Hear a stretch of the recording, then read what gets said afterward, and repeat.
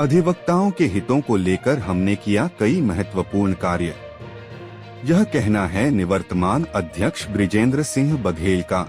उन्होंने कहा कि मैं सबसे पहली बार 1998 में संघ का अध्यक्ष बना। उसी समय से सीमित संसाधन में भी हमने कई महत्वपूर्ण कार्य किया।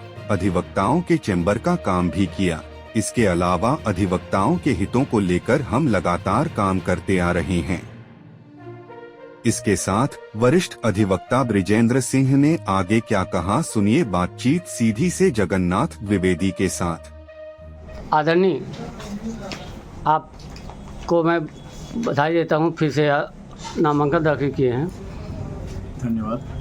लगातार आप चुनाव लड़ रहे हैं, अधिवक्ताओं के जुड़े के क्या आपने काम किए हैं? शुरू से किस कार्यकाल जब से आप अध्यक्ष रहे हैं?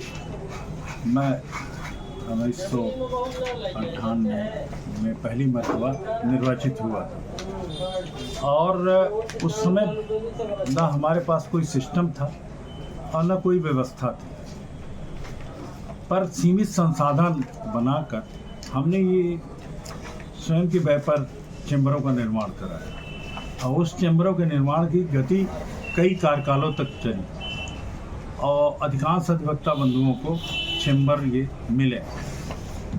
ये आपको बता दूं कि सीधी अधिवक्ता संघ को मध्य प्रदेश हाई कोर्ट ने मॉडल माना कि ऐसे चैम्बर बनने चाहिए, क्योंकि वो परिसर के किनारे किनारे थे, किसी को व्यवधान नहीं उत्पन्न करते, सब अपनी अपनी ठीक से करते। तो ये सुविधा मिली पहले 2-3 कार्यकालों में। फिर अभी बीच के कार्यकाल में जैसे फिर से एक मंजिल जो आवश्यकता बढ़ी और बनाए गए। फिर इसके बाद अधिवक्ता संघ की लाइब्रेरी को ई लाइब्रेरी किया गया है। इसी में ई लाइब्रेरी के बीच में बहुत सारी किताबें, कई लाखों की किताबों को उसमें शामिल किया गया और बजट था नहीं, पर किसी तरह से अपन इसको बचत करके अपन आया। वो वकीलों के लिए किताब ई लाइब्रेरी हथियार होता है अपने पक्ष को रखने के लिए। अब उसमें हम बहुत सफल भी गए। अभी बीच में हमारी लाइब्रेरी वगैरह सिस्टम वगैरह थोड़ा गड़बड़ हुआ है और वो अभी चुनाव के बाद वो फिर से ठीक हो गया, लाइब्रेरी बन गई है और होगा। ये युवा अधिवक्ताओं के लिए बहुत हुआ है। जैसे युवा अधिवक्ताओं को जैसा जो आता है, 2 साल तक मैंने फीस माफ़ कर रखी, विदाउट फीस, उनको फीस नहीं देनी होती। ये अधिवक्ता संघ का अपना वो। अभी देखिए, जो अधिवक्ता हैं उनकी मृत्यु पर हमने एक तुरंत बिना किसी उसके नगद पैसे 10,000 तुरंत उनके बॉडी को उठने से पहले देने की व्यवस्था बनाई।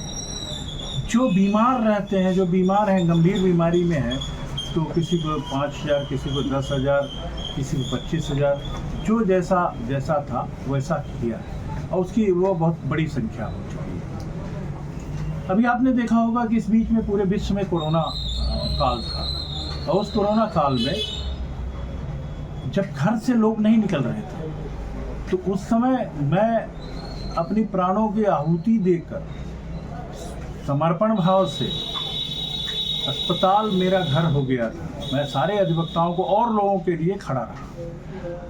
इवन खाद्यान्न का संकट आया था, तो उस समय खाद्यान्न की मुहैया प्रशासन से मिलके उन आवश्यकता वाले लोगों को पहुंचवाई।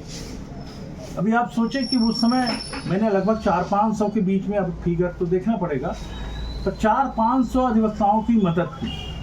जैसे जो अधिवक्ता गंभीर रूप से हार्ट के पेशेंट हैं, उनको दवा चाहिए 2 महीने 3 महीने की, तो एक अनुमान किया कि 4,000 की चाहिए, 5,000 की चाहिए, वैसे 10,000 15,000 उनको दिया अपने ही संसाधन से। और युवा अधिवक्ताओं को 2100 रुपये, और मतलब इस तरह से क्राइटेरिया बना के 5,000 स्टेट बार ने दिया था 49 लोगों को। हॉस्पिटल के अंदर तक ले गया, उनकी जो व्यवस्था हो सकती थी वो किया। कई की जाने बची, कई तो नहीं रहे हमारे लिए। फिर अभी एक बार आपको याद होगा कि वो चुनाव के बाद एक पुलिस और वकील की दुर्घटना हो गई थी, उसमें हमने हाई कोर्ट से तमाम से मांग की थी, उसमें जांच में बैठी थी और उसमें शिंदे साहब के खिलाफ कार्रवाई हुई, ऑर्डर भी आया कि हाँ गलत हुआ था। अब वो अभी बेचारे अब वो कहते हैं कि हमको तो फंसा दिया आप लोगों ने। फंसा नहीं दिया, आपने गलत तरीका अपनाया था अपने पावर का, इसलिए ऐसा हुआ। तो वकील अपने 18 दिन 19 दिन कोर्ट बंद रही है, ये इतिहास में सीबी के इतिहास में पहली मरतबा ऐसा हुआ था। और हम कुछ और करना चाहते हैं। नई कार्य योजना क्या होगी? हमारी कार्य योजना नई होगी कि युवा अधिवक्ताओं को, साथियों को कुछ उपकृत करने के लिए, मदद करने के लिए जब कार्यकारिणी आएगी तो उसमें कुछ अच्छा सोचेंगे, कुछ मदद करेंगे, ऐसा सोच रहा हूँ। जो आपके विरोध में चुनाव लड़ने वाले हैं वो यह कहते हैं कि बार बार चुनाव क्यों लड़ते हैं? देखिए, इसमें तो मैं उनके बारे में ये नहीं कह रहा हूँ, ये पत्रकार साथी लोग पूछ रहे हैं, पर ठीक है, आपका प्रश्न ठीक है। ये प्रजातांत्रिक व्यवस्था है और प्रजातांत्रिक व्यवस्था में चुनाव लड़ने का अधिकार है, मौलिक अधिकार है। आप भी तो लड़ते हैं, आप अधिवक्ताओं का मत लीजिए ना, आप मुझे हरा दीजिए, आप हराइए तो। और क्यों नहीं विश्वास प्राप्त कर पा रहे हैं? अब देखिए ना, अब मोदी साहब कई बार